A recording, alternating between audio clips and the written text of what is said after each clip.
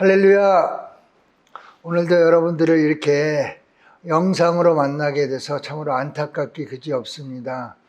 그러나 하나님께서는 우리가 드리는 예배가 장소나 형식보다는 정말 우리가 신령과 진정으로 하나님께 예배 드리는 것을 원하시기 때문에 우리가 이 시간 신령과 진정으로 예배한다면 하나님 이 자리에 오셔서 저희들과 함께 하시고 이 예배를 받아주시고 그리고 이 예배를 드리는 모든 우리 열방의 성도님들을 축복해 주실 줄 믿습니다.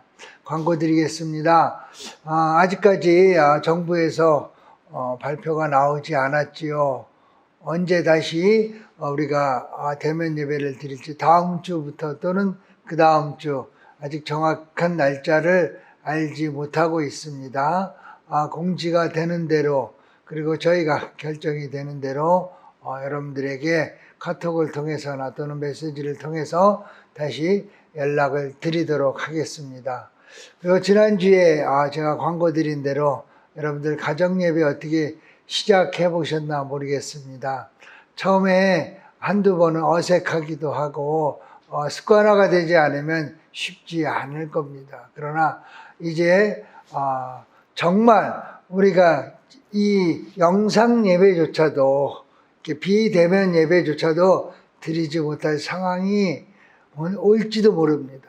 정말 그런 상황을 가정을 해서라도 우리가 어느 곳에 있든지 하나님께 예배 드릴 수 있어야 하고 그 가장 작은 유닛, 가장 작은 단위가 가정이기 때문에 우리가 가정에서부터 예배를 드리는 것을 실천을 해야 됩니다. 이제 지금 사역자들과 함께 여러 가지 방법을 생각하고 있습니다. 가정 예배도 좀 이렇게 줌을 써서 네트워크를 해볼 수도 있고 또 지금 속회 예배도 그렇고 여러 가지 지금 이 코로나, 이 포스트 코로나 지금 이 상황에서 포스트 코로나 이전에 지금 코로나 상황에서 우리가 어떻게 예배를 드리고 어떻게 우리 신앙을 지켜나갈지 고민하면서 기도하고 있습니다. 여러분도 함께 기도하면서 특별히 이제 시작하고 있는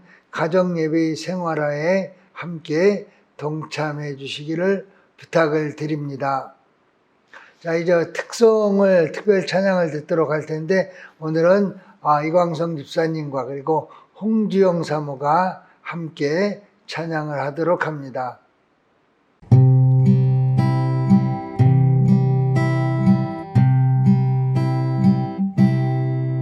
작은 갈대 상자 물이 새지 않도록 영청과 나무진을 칠하네.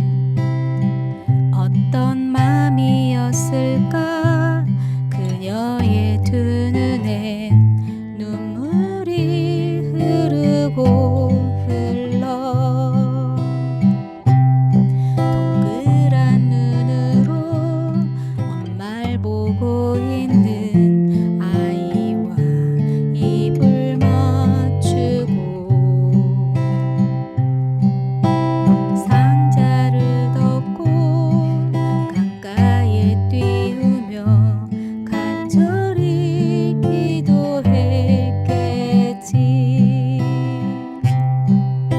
정처 없이 강물에 흔들흔들 흘러내려가는 그 상자를 보며 눈을 감아도 보이는 아이와 눈을 맞추며 주저앉아 눈물을 흘렸겠지. 너의 삶의 참 주인 너의 참 부모이신 하나님 그 손에 너의 삶을 맡긴다.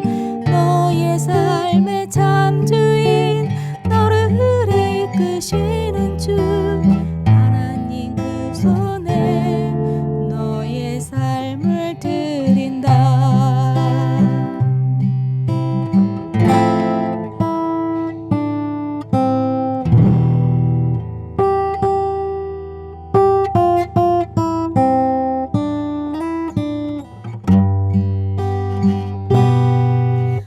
어떤 마음이었을까 그녀의 두 눈엔 눈물이 흐르고 흘러 정처없이 강물에 흔들흔들 흘러내려가는 그 상자를 보며 눈을 감아도 보이는 아이와 눈을 맞추며 주저앉아 눈물을 흘렸겠지. 너의 삶의 참 주인 너의 참 부모이신 하나님 그 손에 너의 삶을 맡긴다.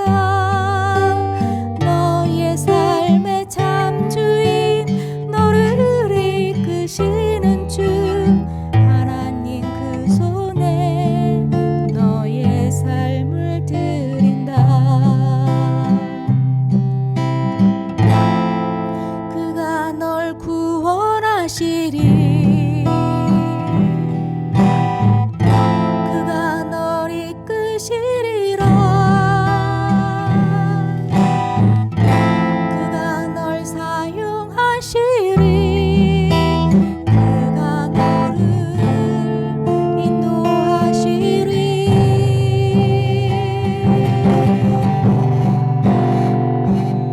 너의 삶의 참 주인 너의 참 부모이신 하나님 그 손에 너의 삶을 맡긴다. 너의 삶의 참 주인 너를 이끄시는 주 하나님 그 손에 너의 삶을 드린다. 어떤 마음이었을까 그녀의 두 눈엔 눈물이 흐르고 흘러 그러므로 때가 이르기 전 곧 주께서 오시기까지 아무것도 판단하지 말라. 그가 어둠에 감추인 것들을 드러내고 마음의 뜻을 나타내시리니 그때 각 사람에게 하나님으로부터 칭찬이 있으리라. 아멘. 할렐루야. 주님 감사합니다. 오늘 또 귀한 시간 허락하시고 저희가 예배 가운데 거하고 나아가게 하시니 참으로 감사합니다.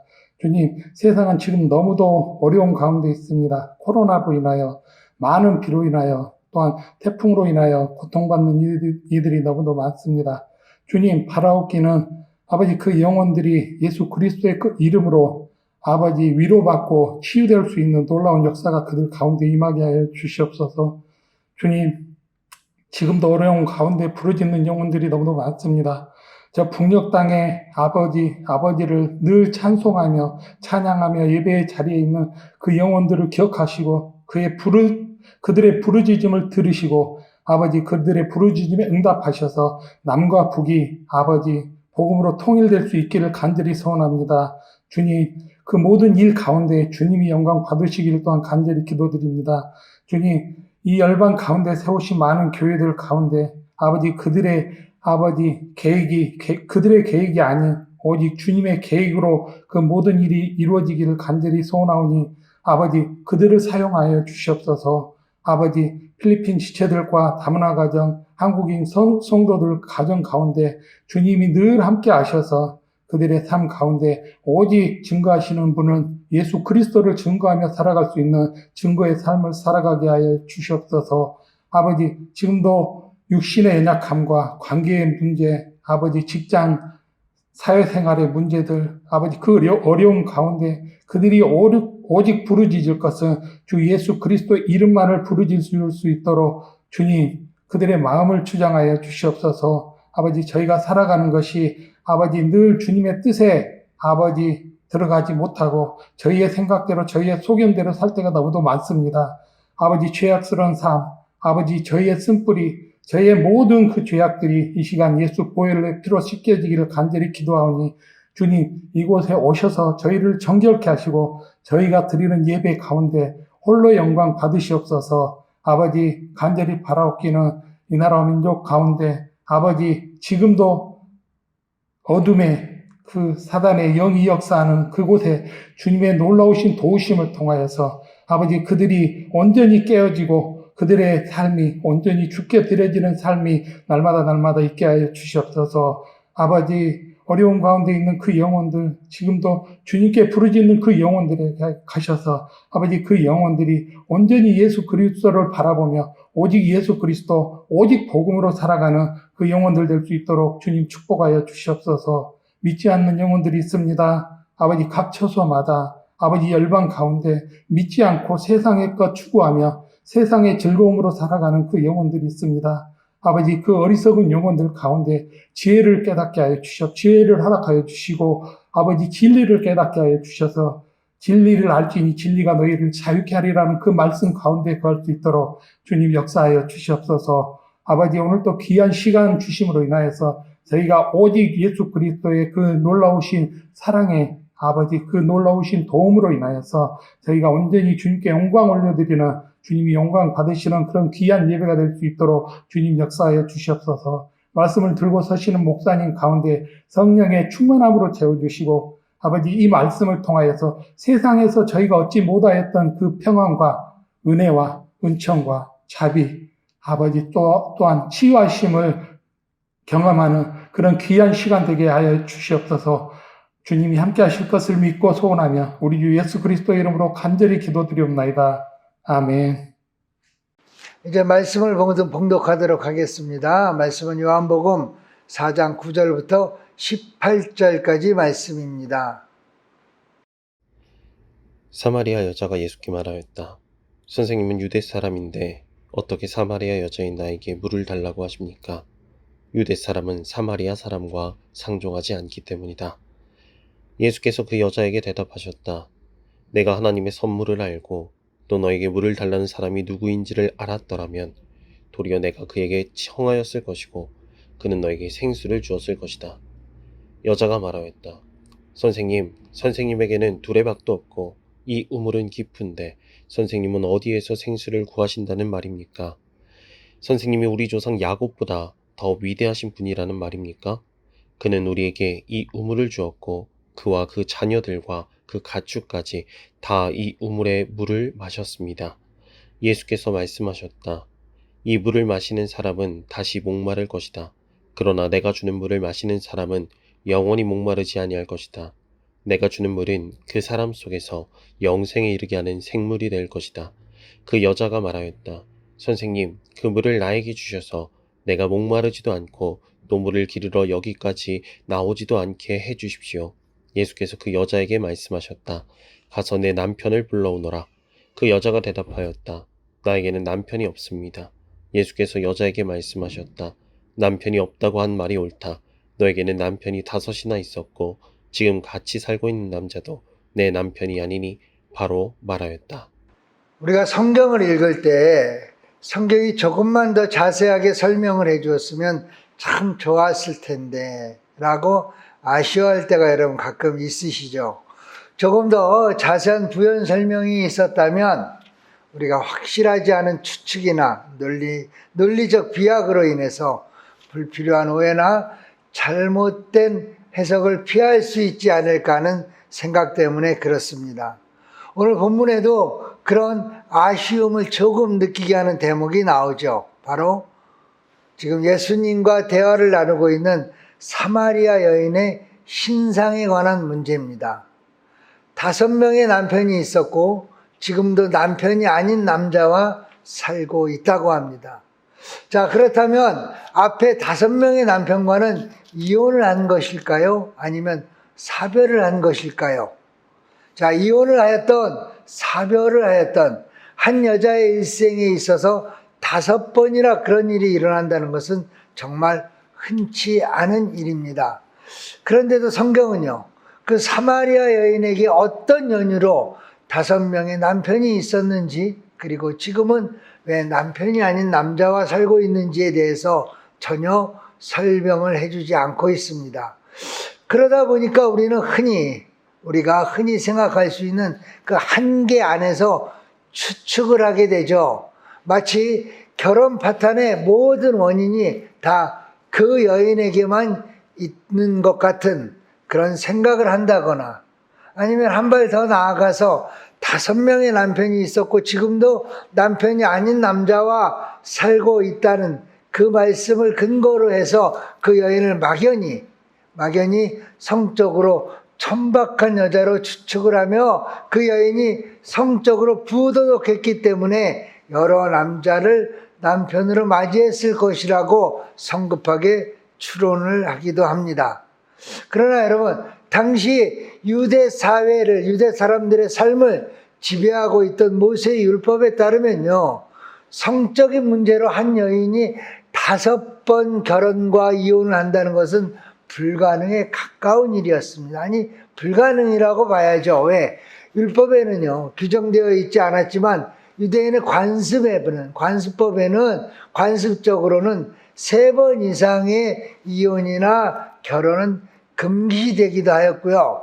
만약에 성적인 문제라면, 그것도 여자가 부도덕해서 발생한 문제라면 율법에 따라서 5번이 아니라 이미 처음 문제가 발생했을 때 이미 그 여인은 죽임을 당했어야 마땅했기 때문입니다. 철저한 가부장제 사회였던 고대 근동 지방에서는 남성이요, 결혼을 했다가도 싫어지면, 다른 이유가 생기면 아내를 함부로 버리는 일이 많았습니다. 그래서 모세의 율법은 그런 사회적 관습 속에서 여성의 권리를 최소한이라도 조금이라도 보호하기 위해서 이혼에 관한 법률을 제정해 놓았죠. 우리 신명기 24장 1절과 신명기 22장 2절, 그 이혼에 관한 법인데 함께 보도록 하겠습니다. 먼저 신명기 24장 1절입니다. 남녀가 결혼을 하고 난 다음에 남편이 아내에게서 수치스러운 일을 발견하여 아내와 같이 살 마음이 없을 때에는 아내에게 이혼 증서를 써주고 그 여자를 자기 집으로 내보낼 수 있습니다. 신명기 22장 22절도 한번 보겠습니다. 어떤 남자가 남의 아내와 정을 통하다가 들켰을 때에는 정을 통한 남자와 여자를 다 죽여서 이스라엘에서 이런 악의 뿌리를 뽑아야 합니다.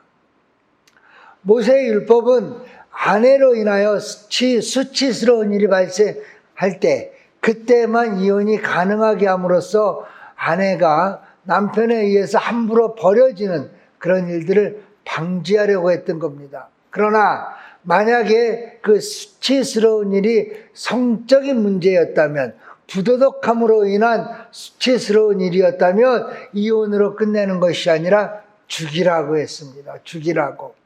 그런데 여러분, 이 사마리아 여인은 죽임을 당하지 않았고 5번이나 남편이 바뀐 것으로 보아 그 이유가 성적으로 부도덕했던 것은 아닌 것 같아 보입니다. 자, 그렇다면 또 다른 추론은요, 남편이 먼저 죽어서 어쩔 수 없이 새로 또 남편을 맞이했는데 다시 맞이한 남편도 또 일찍 죽습니다. 또 그 다음도 일찍 죽고, 그렇게 5명의 남편이 모두 죽었다면요, 아니면 죽임을 당할 정도의 그런 성적으로 이러한 수치심을 유발하지는 않았지만 성격이나 성품에 문제가 있다거나 여인의 육체에 어떤 질병이 있어서 계속 남편으로부터 버림을, 내침을 당했을 수도 있을 겁니다. 그러나 여러분 한번 생각해 보세요. 한 번, 두 번, 한두 번 그런 일이 있으면 그 좁은 유대 바닥에 이미 소문이 파다하게 퍼져서 어떤 남자도 그와 결혼을 하려 하지 않았을 겁니다. 그래서 이 추론도 가능성은 낮아 보이죠. 자, 그렇다면 그 여인에게는 과연 어떤 일들이 있었던 것일까요? 당시 유대인들의 결혼과 이혼에 관한 규정을 이렇게 모아놓은 문서가 있는데 그 문서를 들여다보면 한 가지 다른 가능성을 찾아볼 수 있습니다. 당시 사회가 철저한 가부장제이기 때문에 우리는 이혼을 남자만이 제기할 수 있을 것이라고 생각하기 쉽죠. 그런데 의외로 여성 쪽에서도 이혼을 요구할 수 있었습니다. 물론 아주 제한된 몇 가지 사유만 허용되었겠죠. 예를 들면 남성에게 정신병이나 한센병과 같이 치유 불가능하고 당시로서는 부정하다고 여겨졌던 병이 있다면, 아니면 습관적인 잔인함이 있다거나, 또 아니면 팔레스타인 땅을 떠나서 먼 타국에 가서 살기로 결정할 경우나, 또는 생식 능력에 문제가 있을 경우에는 여자 쪽에서도 먼저 이혼 제기가 가능했습니다.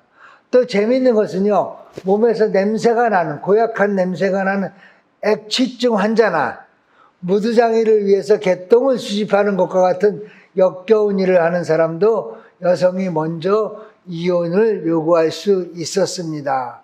자, 그렇다면 여러분, 이 사마리아 여인에게 5명의 남편이 있었다는 것에 대해서 우리는 사고의 폭을 조금 더 넓혀볼 필요도 있을 겁니다. 왜? 꼭 그 사마리아 여인이 남편에게 일방적으로 버림을 받았다고만 생각을 해야 하나요? 오히려 여자 쪽에서 먼저 능동적으로 이혼을 요구할 수도 있지 않았을까요? 물론 쉬운 추론은 아닐 겁니다. 그러나 그 여인이 어떤 목적을 가지고 있었다면, 다시 말해서 무엇인가를 얻기 위해서 결혼을 그 수단으로 삼았다면, 그런데 그 원하는 바를 남편을 통해서 이루어지지 못했다면, 이루어지지 않았다면, 그 여인은 남편에게 어떠한 이혼 사유를 붙여서 먼저 이혼 요구를 한다거나, 아니면 남편으로부터 떠나기 위해서 스스로 이혼당할 정도의 적당한 수치스러운 일을 행할 수도 있지 않았을까요? 여러분은 제가 너무 앞서 나가 생각하고 추측한다고 하실지도 모르겠습니다. 그러나 이어지는 예수님과의 대화와 그 결말을 보면 그럴 가능성은 충분하고도 남음이 있습니다. 자, 사마리아 여인이 예수님과 대화를 하다가 자신이 들고 왔던 물동이마저 내팽개치고 마을로 뛰어들어가 사람들에게 뭐라 그래요? 그리스도가 왔다는 소식, 그 소식을 전하는데, 그 모습을 보면은요, 그 상황을 보면은 마치 그리스의 철학자 아르키메데스가 목욕탕에서 목욕을 하다가 그 불욕의 원리를 발견하고는 옷도 미처 입지 못한 채 유레카를 외치잖아요. 나는 찾았다, 나는 답을 얻었다 라고 소리치며 목욕탕 밖으로 뛰쳐나가는 그 장면과 여러분 오버랩되지 않습니까? 그 장면이 떠오르지 않나요? 사마리아 여인 역시 그때까지 애타게 찾았던 것, 갈구하던 그 무엇인가를 얻게 되고 찾게 되니까 마을까지 단숨에 뛰어가서 외친 것은 아닐까요? 자, 그러면 이제 퍼즐을 한번 맞춰봅니다. 사마리아 여인은 무엇인가를 끊임없이 갈구하고 찾아다녔던 사람 같습니다. 예수님과의 대화 장면도 보면 언뜻 그런 모습이 드러납니다. 당시 이스라엘에서 보통은 성인 남녀가, 그것도 서로 모르는 사이에 말을 섞는다는 것 흔한 일이 아닙니다. 보편적인 상황은 아니에요. 그런데 이 여인은 예수님의 말씀에 또박또박 대답을 하면서 자신도 예수님께 궁금한 것을 물어봅니다. 상당히 적극적인 성격의 소유자인 것 같습니다. 그리고 그 예수님과의 대화를 통해서 이 여인은 자신이 지난 세월을 왜 그렇게 살아왔는지 깨닫게 되죠. 예수님과의 대화 중 한 부분을 보겠습니다. 13절입니다. 예수께서 말씀하셨다. 이 물을 마시는 사람은 다시 목마를 것이다. 그러나 내가 주는 물을 마시는 사람은 영원히 목마르지 아니할 것이다. 내가 주는 물은 그 사람 속에서 영생에 이르게 하는 샘물이 될 것이다. 그 여자가 말하였다. 선생님, 그 물을 나에게 주셔서 내가 목마르지도 않고 또 물을 기르러 여기까지 나오지도 않게 해 주십시오. 예수님께서는 하늘에 속한 물, 즉 영생을 말씀하고 계시는데, 여인은 계속해서 땅에 속한 세상에서 마실 물을 말하고 있습니다. 예수님께서는 우리 안에서 영원히 솟아나는, 영원히 마르지 않는, 목마르지 않는 생명의 물을 말씀하시는데 여인은 깊고 또 길어야 하는 땅의 우물물을 말하고 있는 겁니다. 그런데 이렇게 평행선을 달리는 것 같잖아요. 서로 다른 말을 하면서 이렇게 평행선을 달리던 두 사람의 대화 중에 이 여인이 깨닫게 되는 것이 있었습니다. 바로 자신이 무엇에 목말라 있었는지, 자신이 찾아 헤맸던 것이 무엇이었는지 그제서야 알게 됐던 겁니다. 예수님을 만나서 이야기를 하다 보니 이제까지 답답하기만 하고 채워지지 않고 텅 비게만 느껴졌던 공허한 마음이 무엇인가를 꽉 차오르는 느낌이 들었던 거죠. 무엇으로요? 예수님으로요. 예수님 때문에. 그 여인은 영적으로 채워지지 않은 영적인 결핍을 해소할 길을 원했었던 겁니다. 그러나 그 여인이 찾아다녔던 곳은 남편들, 즉 이 땅에 속한 우물물들 뿐이었던 겁니다. 그런데 예수님을 만나고 나니 자기가 원했던 것이 무엇인지 이제 알게 된 겁니다. 그래서 물동이마저 버려두고 사람들을 향해 달려가 내가 그리스도를 만났다라고 소리를 친 거죠.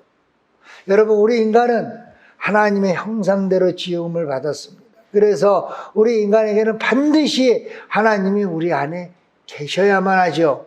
그래야만 온전한 하나님의 형상을 유지할 수 있습니다. 그러나 우리 인간의 불순종이 어떻게 했습니까?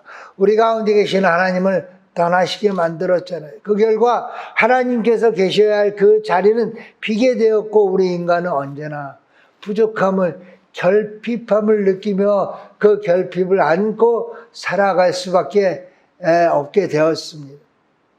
그러자 사람들은 어떻게 합니까? 그 결핍함을, 그 부족함을 채워보려고 노력을 하죠. 철학자 파스칼은 그 결핍을 이렇게 말합니다.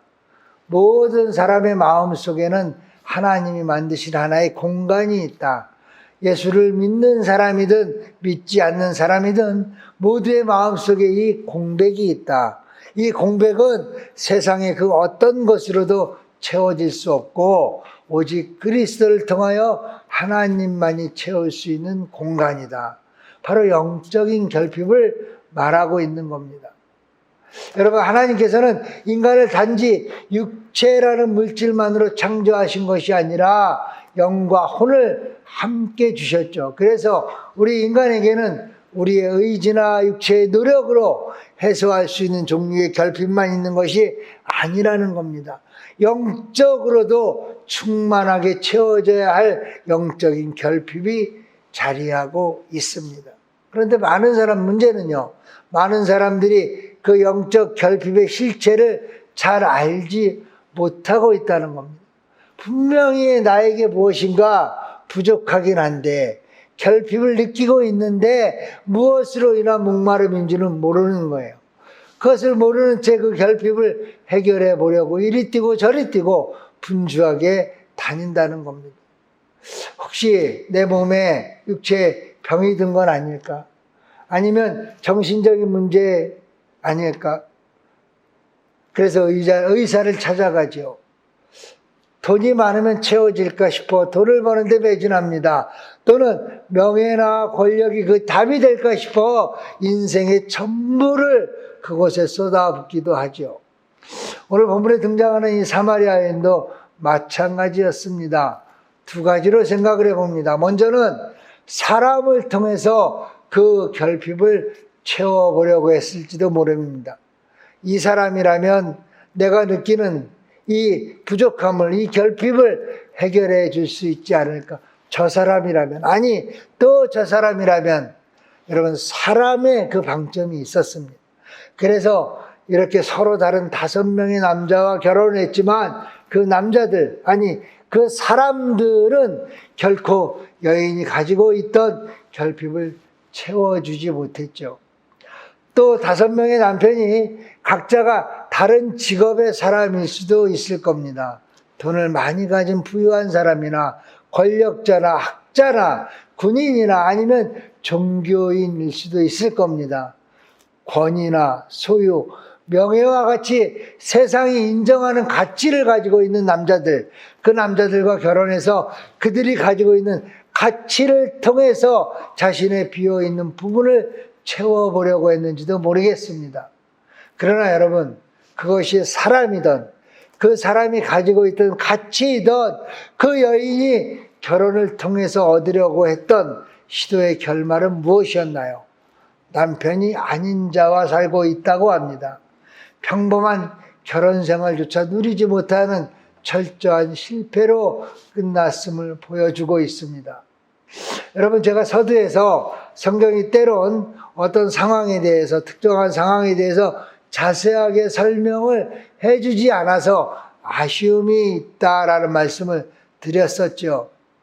성경 말씀을 우리의 생각대로 추론하는 것처럼 위험한 일은 없기 때문에 그렇습니다. 그러나 때로는 이 추론의 과정이 성경의 또 다른 말씀에 근거를 하고 성경의 말씀대로 결론 지어진다면 전제 조건입니다. 이렇게 성경의 다른 말씀에 근거를 하고 성경의 말씀대로 결론 지어진다면 우리에게 반드시 그 추론의 과정은 필요한 일이기도 합니다. 우리들의 영적 나태함이나 게으름을 깨우는 과정이기도 합니다. 그리고 오히려 이렇게 모든 상황에 열려있는 성경 말씀이 우리에게 은혜로 다가오게 됩니다. 예를 들어볼까요?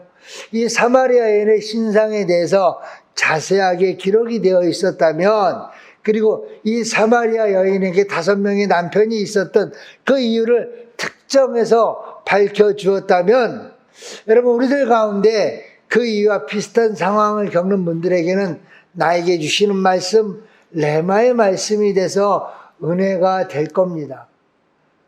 그러나 그런 상황과 다른 처지에 놓여 있는 대부분의 많은 분들은 내 문제가 아니라고, 나에게는 해당되지 않는 말씀이라고 여기면서 더 이상의 수고를 하지 않으려고 할 겁니다.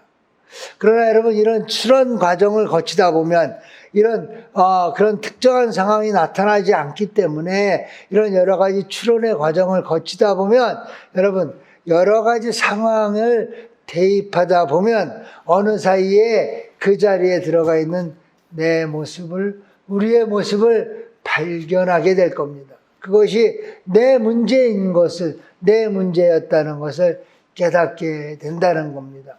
내 안에 있어야 할 하나님의 자리에, 그 빈자리에 사람으로 채우려고 했던 나의 노력들이 보입니다. 물질이나 권력이나 명예나 건강, 가족, 이런 세상의 가치로 가득 그 자리를 채우기 위해서, 세상에서 목마르지 않을 물을 얻기 위해서 오늘도 쉼 없이 우물을 파고 있는 내 모습을 사마리아 여인을 통해서 보게 되는 겁니다. 예레미야 선지자는 그렇게 우리들이 파는 우물물을 가두지 못할 터진 웅덩이라고 말합니다. 터진 웅덩이. 사마리아 그 여인은 5번의 우물을 팠지요. 그러나 그 어떤 우물도 그녀의 갈증을, 그녀의 갈망을, 그녀의 부족함을 해결시켜주지 못했습니다. 다 터진 웅덩이, 물을 저장하지 못하는 웅덩이였던 겁니다. 이제 그 사마리아 여인을 포함해서 오늘도 이곳저곳에 터진 우물을 열심히 파고 있는 우리들을 주님께서는 이렇게 초청하고 계십니다. 요한복음 7장 37절입니다. 명절의 가장 중요한 날인 마지막 날에 예수께서 일어서서 큰 소리로 말씀하셨다. 목마른 사람은 다 나에게로 와서 마셔라. 나를 믿는 사람은 성경이 말한 바와 같이 그의 배에서 생수가 강물처럼 흘러나올 것이다. 여기서 말하는 명절은요, 여러분, 초막절인데, 초막절, 올리브나 포도를 추수해서 저장을 끝내고 지키는 날이에요. 오늘날의 추수감사절과 같은 절기인데, 이스라엘 사람들의 조상들이 그들이 40년간 광야에서 지냈던 그 생활을 기념하는 날입니다. 이 초막절 기간에는 매일 아침마다 제사장이 금으로 만든 물동이를 가지고 실로암 연못에 가서 물을 떠다가 제단에 물을 붓습니다. 광야에서 물이 없을 때 하나님께서 반석에서 생수를 내신 일을 기억하고 기념하는 의식이죠. 제사장이 제단에 물을 부을 때는 레위인들이 찬양을 했고요. 사람들은 종려나무 가지를 흔들면서 감사 찬송을 불렀다고 합니다. 의식이에요. 특별히 초막절 마지막 날은 큰 구원의 날이라고 지키면서 큰 구원의 날이라고 부르고 지키면서 그날은 지난해의 죄를 용서받을 수 있는 마지막 날이라고 믿었습니다. 그래서 그날 제사장이 제단에 물을 부으면서 하나님의 용서의 은총을 감사하면서 춤을 추었다고 합니다. 이스라엘 사람들에게 가장 큰 축제의 날이 바로 이 초막절이죠. 바로 이 초막절 마지막 날 큰 구원의 날에 예수님께서 성전 앞에 서서 목마른 사람은 다 나에게로 와서 마셔라. 나를 믿는 사람은 성경이 말한 바와 같이 그에 비해서 생수가 강물처럼 흘러나올 것이다 라고 말씀하신 겁니다. 광야에서 물이 없어 목이 마를 때 반석에서 생수를 내신 하나님께서 이제는 누구든지 나를 믿는 사람에게는 그 배에서 영원히 마르지 않는 생수의 강이 흘러 넘치게 해주신다는 거예요. 여러분, 복음이죠, 복음. 너희 조상들이 광야에서 경험했던 하나님의 은혜의 역사가 단순히 과거에 있었던 일로 기념되는 것이 아니라 이제부터 여러분들의 삶 속에 나타날 것이라는 선포를 하신 겁니다. 하나님께서 우리가 영원히 목말라 하지 않도록 우리 안에 하나님의 자리로 돌아오시겠다는 선언입니다. 이제는 이곳저곳 다니며 터진 우물을 파는 그런 헛된 수고를 하지 말라는 말씀입니다. 자, 요한은요, 친절하게도 어떻게라는 방법론까지도 이어서 덧붙여주고 있습니다. 이것은 예수를 믿는 사람이 받게 될 성령을 가리켜서 하신 말씀이다 라고 말입니다. 여러분, 아직도 그 빈자리가 채워지지 않으셨나요? 애타는 마음으로 아직도 그 무엇인가를 여전히 갈구하고 계십니까? 그 갈구함은 여러분, 우리 안에 계신 성령님을 찾는 간절함이기를 소망합니다.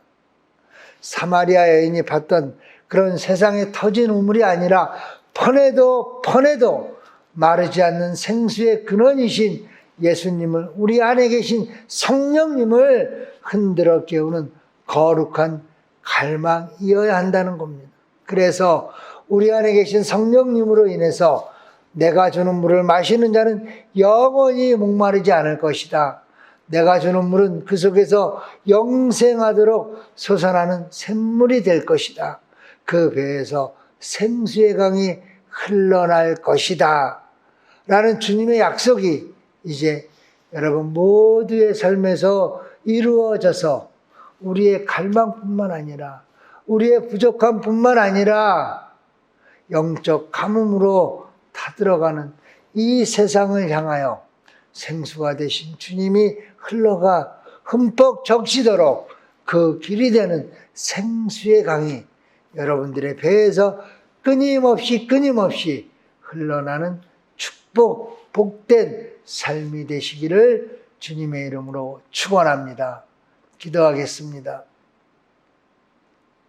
주님의 은혜에 감사를 드립니다. 주님, 여전히 자신들에게 남아있는 빈자리를 채우기 위하여 또 그 빈자리가 무엇인지도 모르는 채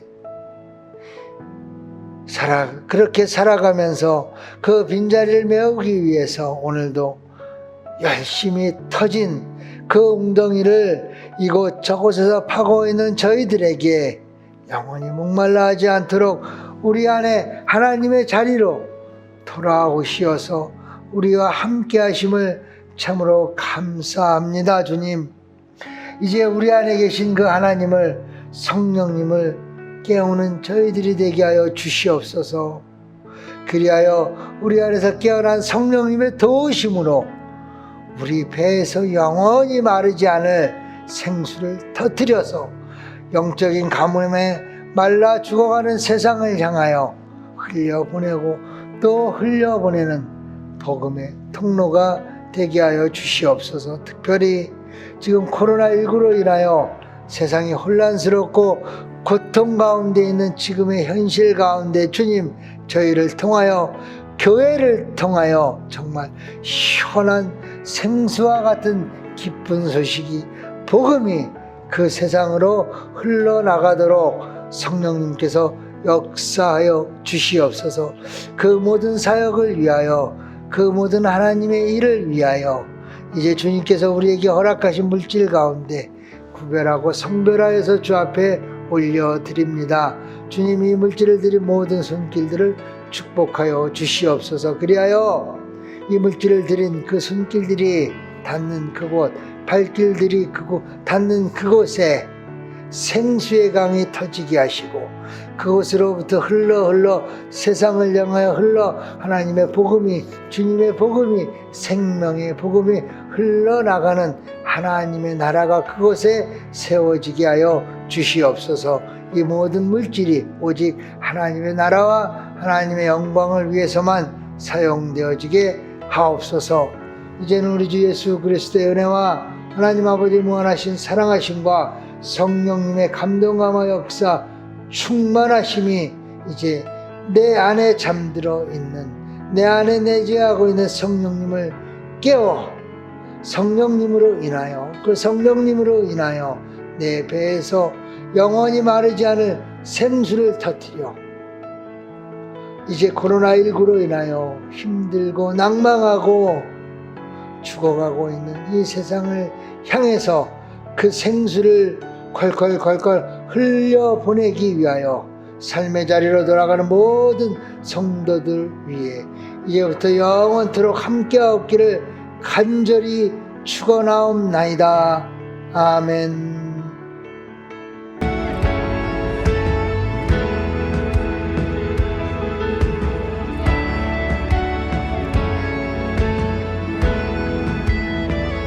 You are here, moving in our midst. I worship you, I worship you. You are here, working in this place. And I worship you, I worship you. For you are waymaker, miracle work, promise keep, light in the darkness, my God, that is who you are. Forever, waymaker, miracle work, promise keep, light in the darkness, my God, that is who you are. You are here, touching every heart, and I worship you. Oh God, I worship you. You are here, and you're healing every heart. I worship you. I worship you. You are here,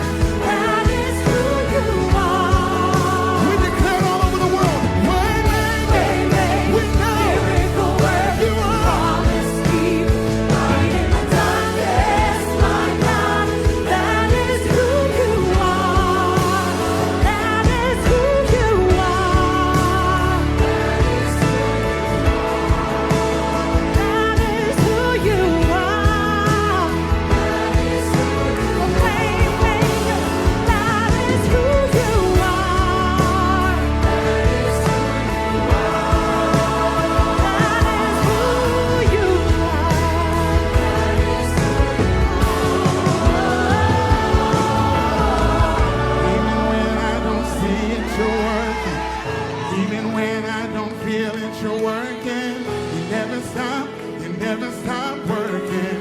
You never stop. Come on, get trust and say it. You don't have to all the time. Just know he's working on your behalf. He's moving on your behalf. You might be sick in your body, but when you pray, he's working in your body right now. He's working on your situation right now. Say even when. Say even when. Till my time is restored. Because that's who our God is. That's who our God is. That's who he is. Say waymaker.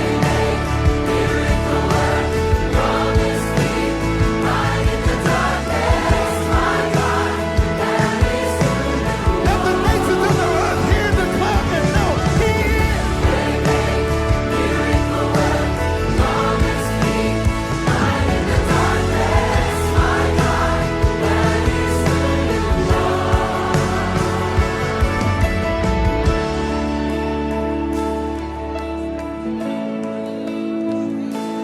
Come on, if you know him to be it, would you open up your mouth right here? If you know him to be that, would you open up your mouth right here? There are people on the earth who know who their God is, and they're not ashamed to declare. They're not ashamed to proclaim. They're not ashamed to cry out. Yes, Lord.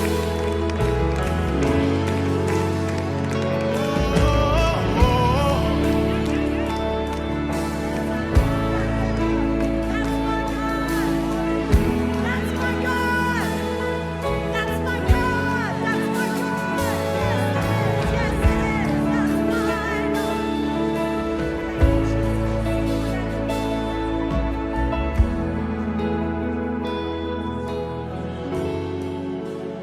There come moments in every generation, whether you're watching or whether you're in this room right now, where the Lord reintroduces himself to a generation and amplifies his message.